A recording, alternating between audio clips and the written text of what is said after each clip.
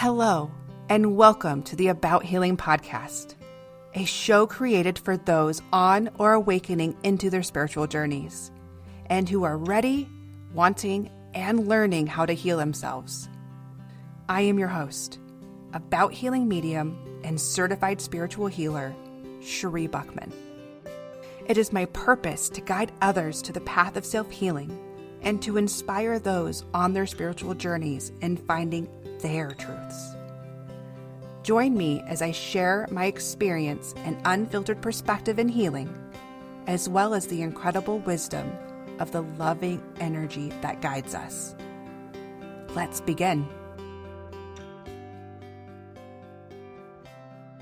Oh, hello, beautiful souls. Welcome back to another episode. Okay, let's go ahead and get started this week by pulling a card out of the Sacred Self-Care Oracle deck by Jill Pyle. She is the CEO and co-founder of Goddess Provisions, our new partner. So the card that I pulled for us, that I intuitively did pull, that was meant for us, if you're listening to it today, whether it is, again, at the new release or in the future, this card is Burning Bowl Ritual.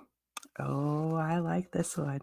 Fire is a powerful tool for transmuting negative energies, letting go of old patterns and stories, and sending prayers out to the universe. Connect with the fire element to release whatever is no longer serving you and to manifest your desires. To prepare for your ritual, ask yourself these questions and write down the answers on individual pieces of paper. Number 1. What old stories do you, people in your life, or the world do you want to let go of? Number 2. What experiences have you lived through or conquered that require acknowledgement?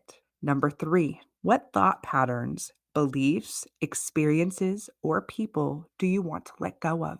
And number 4. What do you want to manifest? Next, prepare a safe fire, burn your pieces of paper, and send your wishes off into the universe for manifestation. You can use a campfire, a barbecue, a small bowl placed in your sink to keep it extra safe. As you watch the paper burn, imagine your wishes as if they were already happened.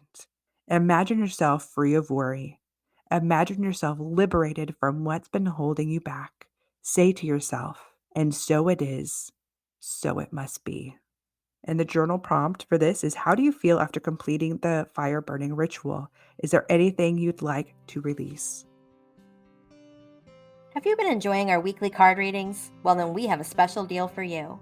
We've partnered with goddessprovisions.com as an affiliate to offer you a discount on all their fabulous products. Receive 10% off your minimum purchase of $25, which can also be applied to your first subscription box. Use code ABOUTHEALING to apply your discount and support the About Healing podcast. You guys, what a great card. I actually have an episode that I did as a healing tool, which is, I use it, the cutting cords letter. It's kind of the same thing where we let go of a lot of the strong pieces. So if you really like that ritual and you want to go further and use it more on the healing side of things, go ahead and checking out this episode that I did. It's from season 2, episode 15, and it's a healing tool called Cutting Cords Letter. Same principle, really good. It goes in depth in there. So let's move on into our topic this week. You know, I actually have been waiting all season to discuss this topic. When planning the episodes for the season, I knew this was going to be an important topic. The thing is that I've been dealing with my own personal triggers as far back as I can remember. Ugh. The thing now is that I have come to understand them and have worked through them personally, and I still do, constantly, honestly, while guiding others through their own. Now I want to share this topic with you all. Let's just jump in let's define what it is. What is a trigger? What am I talking about when I've talked about it through all of these seasons? I have mentioned triggers. Well, it's a trauma and emotional response activated by a reminder to a time or memory where you felt out of control, harmed, unsafe, etc. This is kind of like that 0 point of trauma. Triggers are it's a negative response. It's like an automatic response. Let's put it that way. It's a negative automatic response that elicits emotional reactions, and usually big ones, such as like fear or anger or shame, sadness, anxiety, shock, panic, so on and so forth. It's usually really big ones, the ones that we really don't like feeling, right? And these can bring on physical associations like feeling tightening in the chest and or throat, rapid heart rate, nausea, dizziness, shortness of breath, and the list goes on. These are just common ones that I know that either I have felt or especially working with my clients, these are common within my clients also. So, what would trigger such a response? Thing is, it's different for everybody, but some examples, honestly, it could be like an anniversary to significant dates, whether it was to a passing or to a breakup or fill in the blank. You could be watching something on a movie or in a TV show that, again, brings on this response because they're bringing up a situation that was very similar, or it brings up emotions that are similar to those other life experiences you don't want to feel again. Or you could be in a conversation or overhearing a conversation or hearing a key phrase that brings up that emotion or that response. Arguments, even your different sounds and smells can trigger, again, these trauma experiences. It could even be going to a place or a significant time of day or year or season or financial issues, again, et cetera, et cetera. It goes on. The thing about triggers is that they are personal and they are often very irrational. A trigger is created from previous experiences that have not been completely processed or healed. It is a trauma response or survival tactic created by your subconscious mind to remind you of danger, okay, where you have felt unsafe before and where you need to do something again. Empowering our community with holistic choices for managing pain and stress is our motto here at Moon Medicine Therapeutic. Our services include massage, yoga and mindfulness classes, and my favorite, custom blended medicinal teas with sassy names like Rusty Guts for digestive issues or Calm Your Tits for sleep and anxiety. Laughter is powerful medicine, so drink it up with a comforting cup of down to earth herbalism. You can stalk me at moonmedicinatherapeutics.com. I also feel that as we talk about triggers, I also need to talk about trauma and what trauma is. Trauma is not just created out of extreme abuse or neglect. Trauma is created out of a situation resulting in physical, emotional, and or life-threatening harm. Trauma is when we experience very stressful, frightening, or disturbing events that are difficult to cope with or out of our control. I mean, it could be an instant or an ongoing event that happens over a long period of time. Most of us will experience an event in our lives that can be considered traumatic. I actually believe that when you're in this journey and if you're listening to this episode or if you listen to any of my podcasts, honestly, you are on this journey of healing or you're beginning it or you're in it or however you may going about it. But the truth is that now you're in a place where you're trying to understand yourself and you're trying to heal or to get out of surviving and start thriving in your life. But it's hard. And one of the pieces that you have to start learning and understanding is your trauma. I, for so long, minimized my own personal trauma because I believed, and not only believed, but what I have seen and what I worked with, because I worked with, again, I worked in social services. I saw some really bad things. I was helping families and children through some of the hardest times in their life. Hearing and seeing these circumstances and these stories, they're a lot. And so obviously I minimized my own. Some of mine never lived up to what I've seen. And so my thought is if these people can survive, what do I have to complain about if they're going through this? I minimized my trauma for so long, which is probably why it took me a really long time to understand it. And honestly, it was a moment when I actually sought help and I saw a counselor. I remember one of the first things she said. your trauma is real because she validated it. And she made me see for the first time that I had real trauma and that I wasn't going to move forward until I understood or that I saw that. I couldn't understand my triggers. I couldn't understand anything else until I understood my trauma, that I had trauma, that I had multiple layers of it at that. And so this is important. Please know that, and this is why I wanted to put this here, is that trauma is not necessarily just brought out of, again, extreme abuse and neglect. Again, these are created at a times where you felt unsafe. There's so many factors that can create it in one person, and we're all very different in it and what it creates. So don't minimize it and don't let other people minimize it because how you feel and how you deal with it, that's personal. So I want to go further and telling you a little bit about my trigger journey. Now, let's get back over to triggers. Prior to recording the season, I went through a situation that caused a very big personal trigger. It was a situation, honestly, that in history's past would have overwhelmed me to a point of shutting down and sitting in my uncomfortable anxiety for months while trying to self medicate through alcohol to calm my frayed nerves because that's how I dealt with it. I would have been so overwhelmed. I would have whatever motivation or whatever I was working towards would have been put on the back burner. My mental health, emotional, all of that would have gone on the back burner because that anxiety was crippling because of a trigger. It would be constantly coming up. Except this time, the one I had before I started recording this season, I noticed something different. Actually, it was vastly different.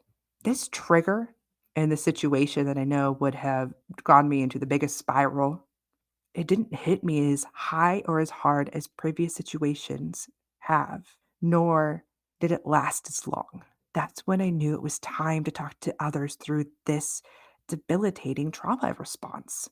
It was this big wow that I realized that I have done so much work now and saw such a massive difference and all of the awareness that I could see through it now. I recognized my trigger even before it happened. I absolutely did because I knew I was going into a situation that could quite possibly trigger me or create these emotional responses. So before it, I grounded myself. I was walking. I was really talking about it, just kind of getting myself and more like mentally pumping myself up, like positive stuff, like, you got this. You were in complete control. I was doing all of those things.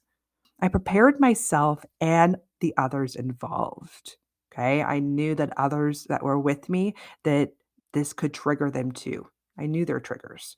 And so while I was doing it for myself, I was also trying to prepare others around me. During the situation, I actually set up a boundary and followed through. That is not a normal thing for me, not in any way, shape, or form. But I did, and the other part of that was is that I saw that whatever happened, the part that, like, triggered me that would have just caught me in this huge spiral, I actually saw that it wasn't about me. For the first time, it wasn't about me because I would have felt attacked or I would have brought it all on me and why me? After the situation, I actually sought help with my wellness tribe. I took care of myself. I brought myself into a present place. I was grounding, drinking tea, that's my thing, my herbal tea, journaling. I was doing all of these healthy, beautiful things. And then, only then, after I was doing that, then I started helping others around me through it because they were triggered. The honest truth is that the after effects did linger. Absolutely. I was feeling it. It would come and go, but it only took a fraction of the time that it did before to go through this. And it didn't hit as high. And during that time, and especially the lingering part, the thing is, I just continued my self care and healing the layers underneath it. And I did this with no unhealthy behavior. I didn't try to check out. I was very self aware, knew what I was going through. I got it. So now that we know what they are and where they come from, I want to assist you in managing your triggers. How do you get yourself to a place like where I was going through something? Again, this again would have been one of my biggest triggers of my life. Okay. From this situation. How do I get you through yours? The key here and beginning this journey to really understanding your triggers and working through this and begin healing that is your self-awareness. It's knowing your triggers. It is also about taking responsibility for it. Truly, this is what helps to heal it. You have to take responsibility for it, for how you react, for what's going on, because if you don't have this awareness and the responsibility, there's no way to move forward from it. No matter how the trigger was caused by the trauma was not your fault. But how you deal afterwards with your healing or with your emotions or whatever piece right there that keeps perpetuating that we don't like, that is on you. It's a choice. It's choosing to heal it and do the work to change it. And the more you do this and the more that you actually begin to heal this process and work with your triggers, it's going to minimize over time. However, it can spike now and then. And it's a reminder is that it's not a linear line. Healing is not like that. It is huge, goes ups and downs. It reminds us of the continued layers that we're working through. So let's talk about what to do during a trigger. Okay. Okay. During a trigger, you've been triggered. Number one, absolute first thing is recognizing you've been triggered. Most people don't realize that they're being triggered. They just have this huge burst or huge emotional outburst or this overwhelming feelings of anxiety or again the heart rates or the spikes or whatever it may be, the physical sensations that go with it. So, recognizing that you were triggered is really big because then you can actually begin to regulate or understand it. Okay. You need to have awareness in your symptoms because everyone's trigger is going to be different. Our symptoms are going to be different, right? So, to do this, you need to identify what triggered you. Okay. What just happened? What situation? Was there a behavior or circumstance? Again, was it like a smell or did you hear an argument? Is it an anniversary? What is it that triggered you to bring on these responses? Once you understand that piece and once you find that piece, then it's about going in a little bit deeper and asking why it triggered you. Why did that smell bring on this memory? Or why did this argument spike you in a trigger?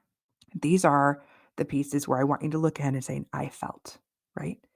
Because why it triggered you is because I felt powerless or I felt disrespected or unsafe, manipulated, judged, etc., etc. What is it that you felt? What did you feel from the situation that triggered you? Because that's going to help you recognize what you're dealing with and what we need to work on healing because it's the why factor. Because if it's something where you felt powerless, well that's it. That's the work that you need to do to heal, right? You need to work on understanding your power and that you're in control now, or whether it was feeling unsafe. Okay.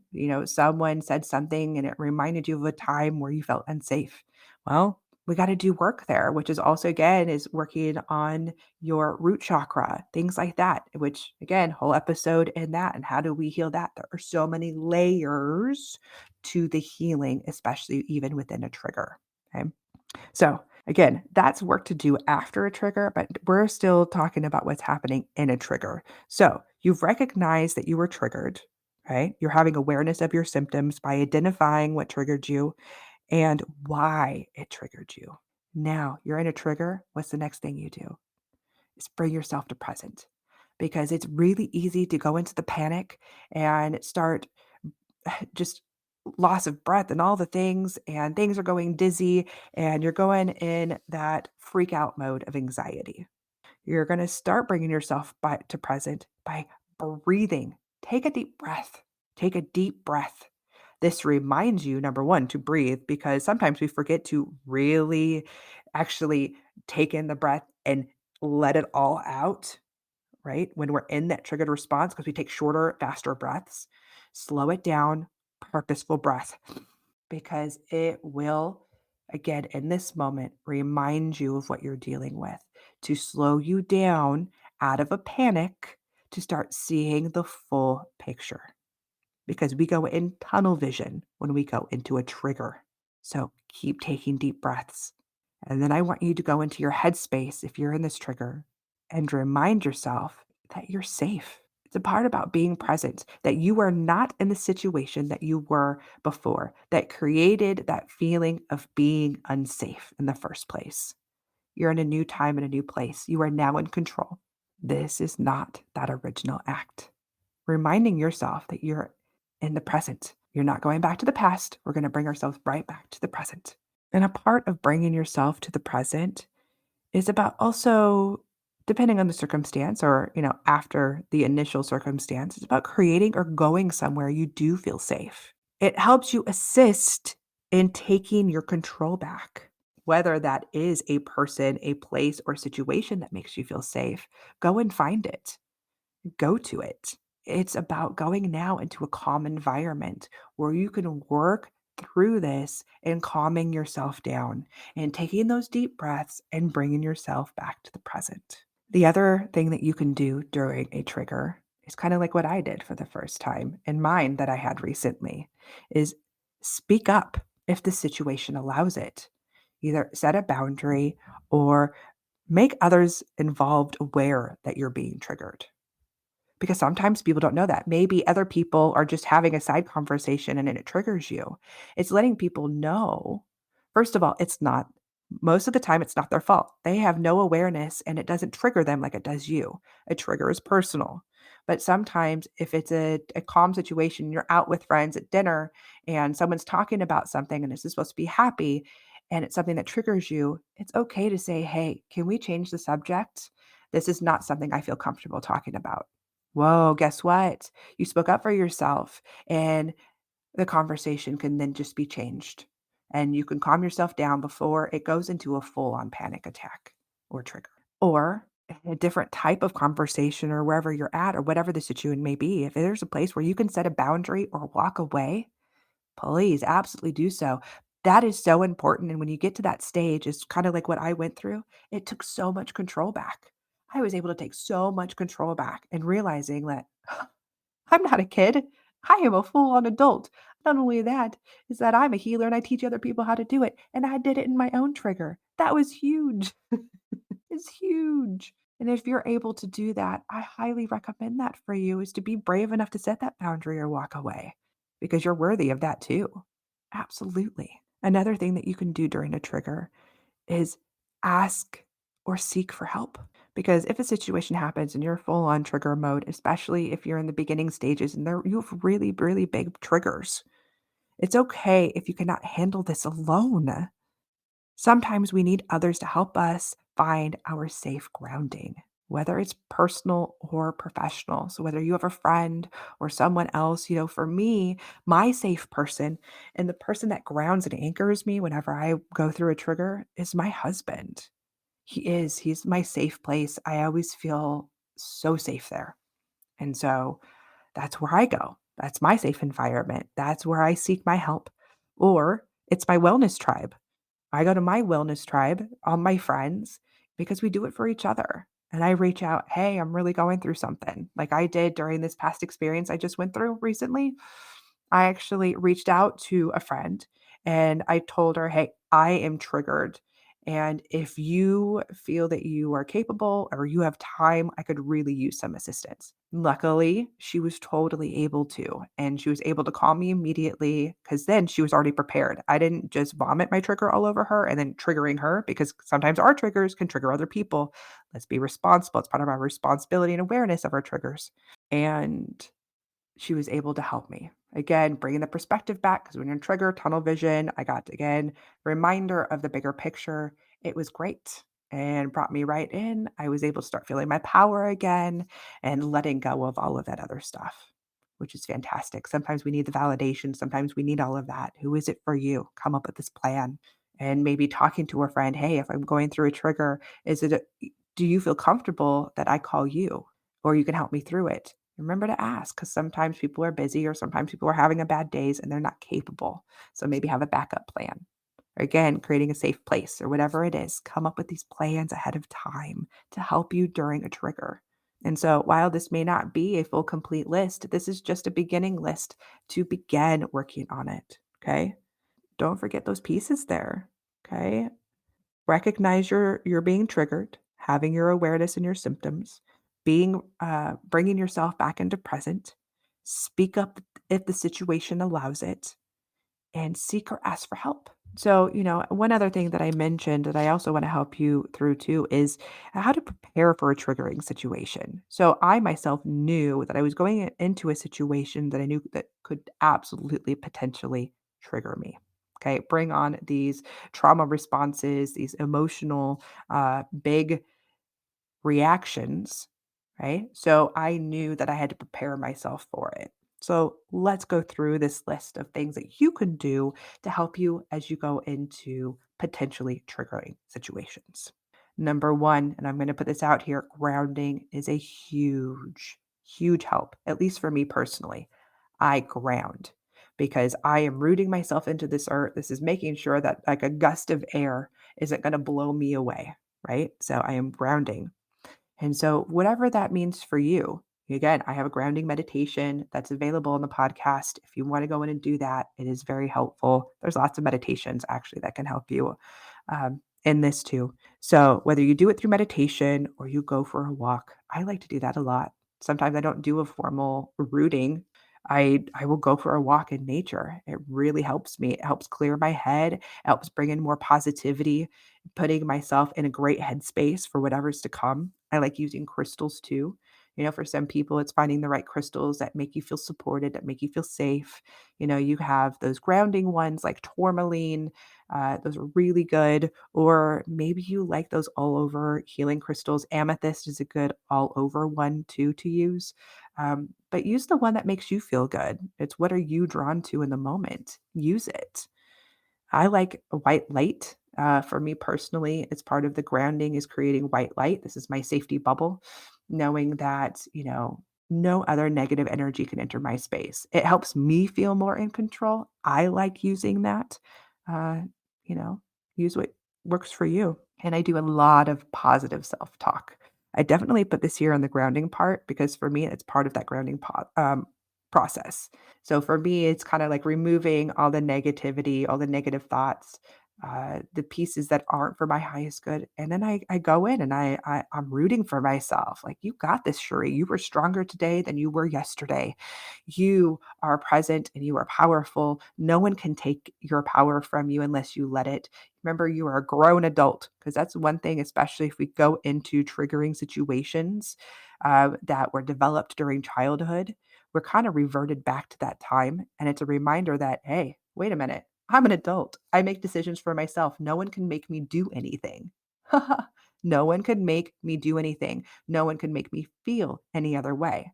So it is, again, putting those reminders in my head like, okay, that's my checklist anyway for that. You can also ask for help or support before, during, and or after the event. So you know something's coming. If you can bring someone with you that is kind of like a grounding rod or who's going to be there, is going to have your back, absolutely have this person go with you. Or if it's something you have to do alone, then maybe it's someone that helps prepare you before and is there for you right after so you can process and let go and they're there for you. Because the quicker you can let go of some of these big pieces, the faster you can get through a trigger. Meaning having someone there to help grab all this ridiculous thought basis that you have already started creating, it's creating this perception of what happened. They can come in and say, hey, hey, hey, hey, that is not what happened. You are safe. You were in control, and bringing you back to that spot so you can let it go immediately. And so you can start taking that deep breath. Find those cheerleaders who can help you during that. Also, another part to prepare you is reminding yourself that you are in control. So, I already kind of talked about this when I do my positive self talk. Just remember that whatever happens, said, done, or not, it is the choice of each individual, or maybe it's the universe that you don't have control. But remember, you are not in control of other people, but you are in control of you. You are in control of you. No one can take what you choose not to give. So don't give them the power to take your dignity or to take your feeling of safety or anything like that. That's a choice. And don't forget to breathe. Take those complete breaths. especially as you're building into going in, taking those deep breaths, creating a more relaxed nature helps prepare you for this. I'm hoping that what I shared with you helps in understanding your triggers and helping you get through it. The thing that is, though, that it's a journey, just like with everything else that we've talked about in healing in itself. If you are looking for more help, you can obviously reach out to me and we can do a private session and helping with that for individually what you're going through. But this is just a general starting basis for you to start working through it. I described trauma, triggers, and our healing path as a winding journey through peaks and valleys. When we begin this courageous path, the peaks are high and the valleys are low, and it's hard to see past one because they are so vast. However, your brave acts eventually pay off and bring you some peace. This is a reminder that your healing doesn't happen overnight. It is a long journey and it's not a straight line. The peaks and valleys will be there for a long time, maybe always, but their depth and their length will change. As you become more self aware and heal, they will become less like mountains and more like hills. This doesn't mean you won't run into a mountain again. It just means you know how to get around it quickly and safely with experience. You'll have longer periods of peace than you ever did before, feeling more confident, safe, and stable to begin thriving. So until next time, you beautiful, amazing souls, be kind to yourself. With so much love and gratitude, I want to thank you for listening to this week's episode. My hope today is that the message continues to guide you along your path to healing. To learn more about me and my purposeful work, visit my website at abouthealingmedium.com. You can also follow About Healing Medium on Facebook and Instagram, where you can find the episode's healing guidance, quotes, tips, insights, and chances to win free stuff. To ask a question or to share comments, email me at abouthealingpodcast@gmail.com, or feel free to reach me on Facebook and Instagram at About Healing Medium. Until next time, be kind to yourself.